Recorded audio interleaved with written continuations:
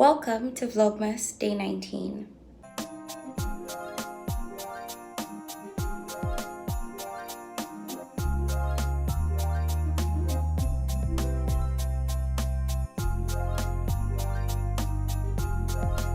Vlogmas Day 19. Hey guys, welcome back to my channel. If you're new to this channel, hi, my name is Mava and I'm here to chit chat with you. If you're a returning subscriber, thank you so much for coming back. So this story is something that I've actually been wanting to share for a long time, but I just always would get chills when I would think about it, and I'm just like, do I want to talk about it? Maybe not, maybe not.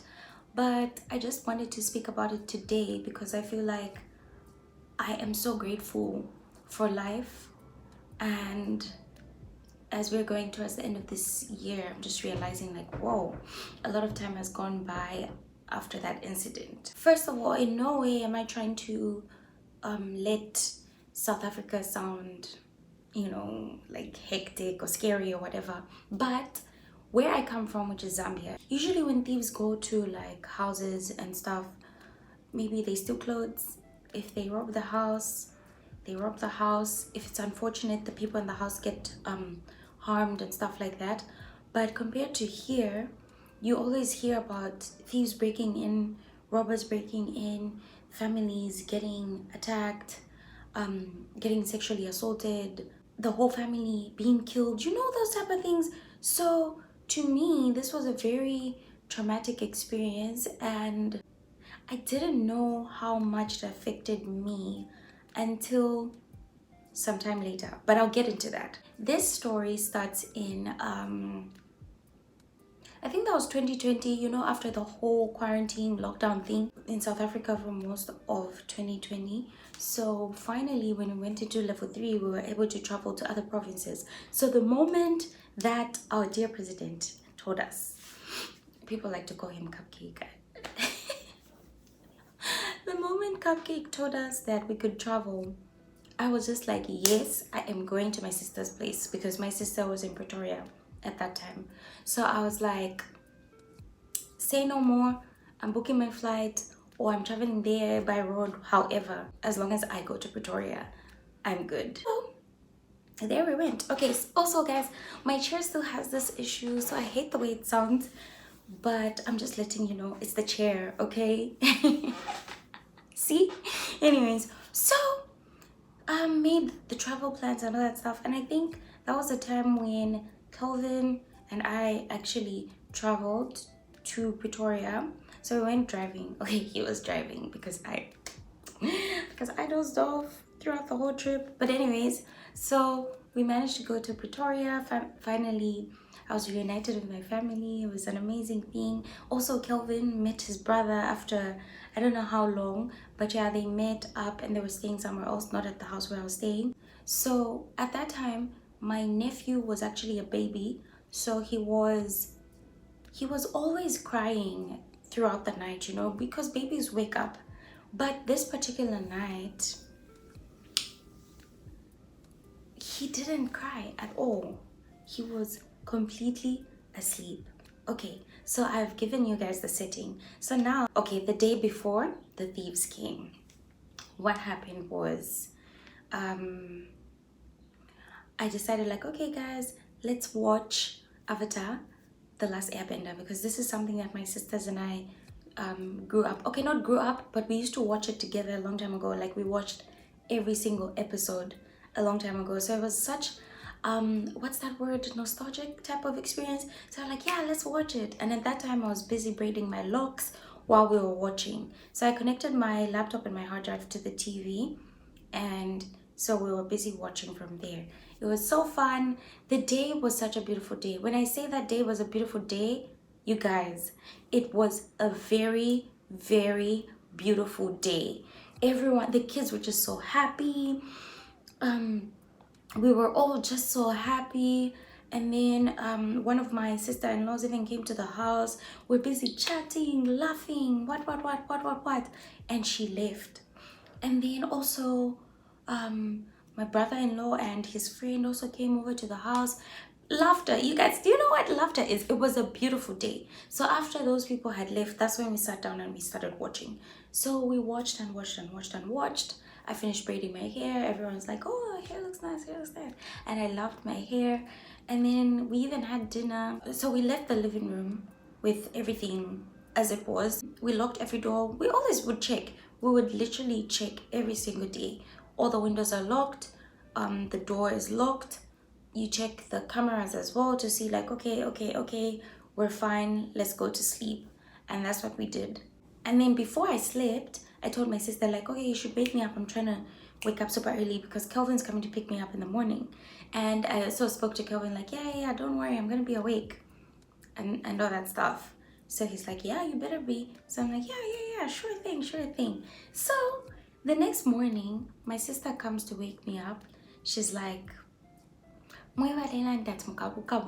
which is like, you who are saying you're going to wake up early, why are you still sleeping? That's sort of like the translation. So I'm like, I was about to wake up. I even set an alarm, blah, blah, blah, blah, blah. And she's like, anyways, wake up. And then she leaves the room. And then when she leaves the room, we just hear her scream. She's like, Imwe. So now, me on this bed and Alice on the other one. So Louise is the one who's like, Imwe. So then we both sit up and we're like, Louise, what's going on? So then she's like, why you be that TV? Like, my TV is gone. So we're like, what do you mean? So then I go out of bed and we all go to the living room now to like see like what's happening. Guys, a huge TV. It was the Samsung curved whatever. I don't know how many inches, but it was a really large TV. It was gone. We look by the side, the window, like the glasses were just placed on the side, which means they were even trying to be quiet. And we're like, but how did it fit through that space? Because the space did not make sense for such a huge TV to fit. And we're like, huh? So then while all of that confusion is going on, I just go like flip my laptop and my hard drive. You guys, my heart dropped. My heart really dropped because in that hard drive were pictures of my late friend, pictures of my dad, who is also late, like pictures and videos of my dad, just like old pictures. And I'm such a hoarder, so it's like a lot of memories were in that hard drive. And then also my projects. You guys, these were my projects that I was doing. So I was doing sewer water, stormwater projects for reticulation, and that was in 2020. You guys, all of that gone. And I'm just like, where do I even begin? Where do I even start? I literally just broke down. Do you know what? Breaking down, I cried. I didn't even care that people were seeing me cry, but I really cried to a point where my niece and my nephew, oh, those guys are so sweet. They came, I think Daniela wrote me a note or something talking about I should feel better. And then I even heard her asking like, is Auntie Mwaba crying because of her project? I felt so bad. Like, even thinking about it right now is making me so emotional because that was really heartbreaking. Imagine all the work that you've been doing. And then I was thinking like, wow, I should have just submitted. Even if I wasn't 100%, I should have submitted. I shouldn't have asked for an extension because now look at this mess. Where do I even begin? And I literally just went to the room because I needed to think. And I thought to myself like, okay, think, what are you going to do? So I took pictures, explained to my lecturer. My lecturer told me like, okay, I'm gonna speak to the other lecturer for that module, and then all of that will be sorted. Anyways, yeah, it was sorted. I was given another extension to complete all the projects, but that sucked because it's like sending a voice note. Like the first time you send a voice note versus the second time you send it, it's not the same. So, and then also trying to think of what documents I downloaded, what PDF documents did I download, what is going on. Like, it was a mess. But anyways, let's get back into the theft. Okay, after I was done with my emotions and whatever, we're now trying to figure out, how did we not hear anything? So in that moment when I'm like, my laptop, my heart sank. And then, of course, I'm crying. Then now Louise thinks, oh my goodness, the kids. So now she rushes and then she goes to the bedroom and she checks they're fine. Everyone was fine. My brother was also fine. And then we now start to think, how is it that none of us heard these people come in? Number one. Number two, what time did they come in? Number three, how? Why? Why is this going on? And then also Alice realized that they took her bag, which had her driver's license and her ATM cards. So we're just like, wow. These people literally took the TV, my laptop, my hard drive. My hard drive, that hard drive was big. It was like a, what was it? Was it 1 TB or 3? I can't remember. It was a really big hard drive. Man, it was stuffy. And then also my sister's bank card, driving license. I think they also took my sister's small laptop. And we were just trying to understand, how is it that these thieves were not curious to go and search the other parts of the house? How is it that we heard nothing? We started to think, is it like they used medicine on us, or was it just God protecting us? Because that night the baby didn't cry at all. It was peaceful sleep. Peaceful sleep. Like, we all had such peaceful, amazing sleep, and we couldn't understand how this had just happened. So we go and start checking the cameras and stuff. And while we were checking, we could barely see.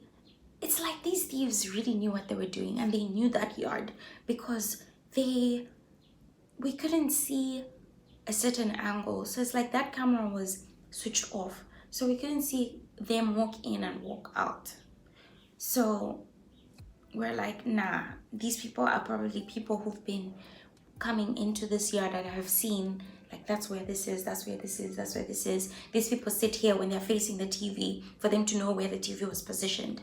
I mean, as we were checking, we started obviously from like midnight, because I think all of us slept at midnight or something. So we started rolling the tapes, looking at all these things, like, what is going on, what is going on. At this time, my brother-in-law had already like informed the police and stuff like that. Weren't the police saying we don't have transport to come that side?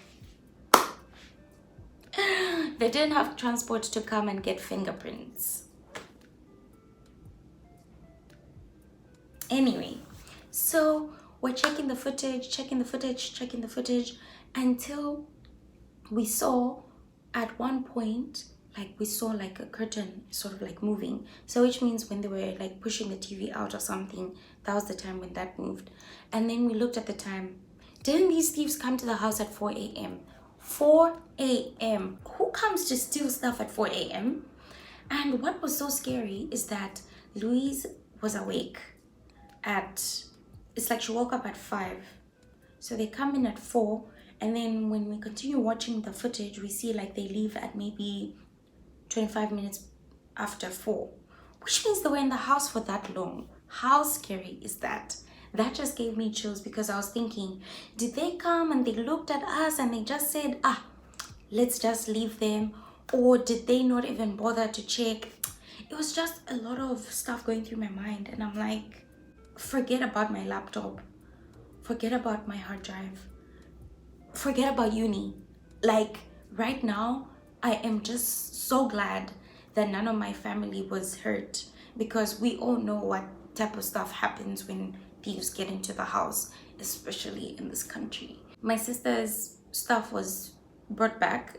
She was so lucky her driver's license was brought back, because I think the thief dumped it somewhere, and then someone checked through the stuff, and then they found like F&B slip which had the address. So then they came to the house, and then they managed to give her a driving license. Thank goodness. Of course, Calvin and his brother were now at the house. Everyone's just trying to understand like what is happening. I was literally convinced that that was the reason why I was supposed to drop out of university. I was convinced, because I was like, what is this? what is this? So the police didn't come get the fingerprints, so it was just like, okay.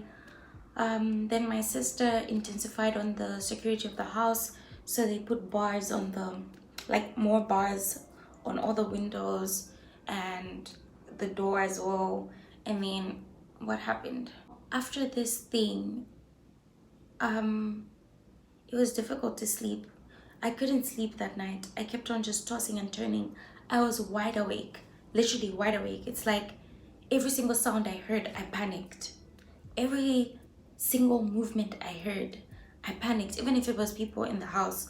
And this went on for a very long time. I couldn't sleep. I would stay up, watch stuff, and then sleep in the morning. And that's what my sister was also doing. It was just so traumatizing, you guys. Like, I wouldn't wish that experience on anyone. And I can't imagine how it feels to even be in a position where you get attacked by thieves, because just knowing that someone was in your space is really, really traumatic, and it's not a nice thing to feel. But it just made me more grateful for my life, and also it helped me with letting go of stuff, because I focused on the more important thing, which was our safety. Like, all of us in the house were safe and sound. No one was injured. And even though, and I actually thanked God that I left my stuff in the living room, because if I hadn't left those things, they wouldn't have seen my laptop or my hard drive. They would have wanted to possibly search for more. So I was just like, yo, thank you, thank you, thank you, thank you, thank you. And I was so grateful for life. And that was the reason why I wanted to share this. It's like a testimony in a way, because like, things happen. Like, you just never know when your life is about to change, because none of us expected that, and no one even deserves to feel that way. It's just so annoying that there are people out there like thieves or criminals who don't think about how their doings will affect people's lives. Because I am still so scared of even being in this country and just being alone and being in my own space. It's like I want to be independent, but I think about all the bad things that could happen if I'm in a space alone, you know? But yeah, let's just be grateful for life, because people are going through rough times. And I am just so grateful that I survived and that my family survived that night, because it was just so unbelievable, honestly. Yeah. Oof. Even just thinking about it right now is like so scary, you guys. So scary. Anything could have happened that night. But yeah, I'm glad I finally told this story. I don't know if it's helpful to anyone to just like, if you've gone through something traumatic, just at least be grateful for the life that you have, or something. Just be grateful for living. Yeah. So thank you so much for watching. I hope you enjoyed this video or this testimony, and I will see you guys in my next one. Bye. Mwah. If you're not following me on Instagram, make sure to do so at mcm_muya, and come back for more videos. Okay, bye. For real this time.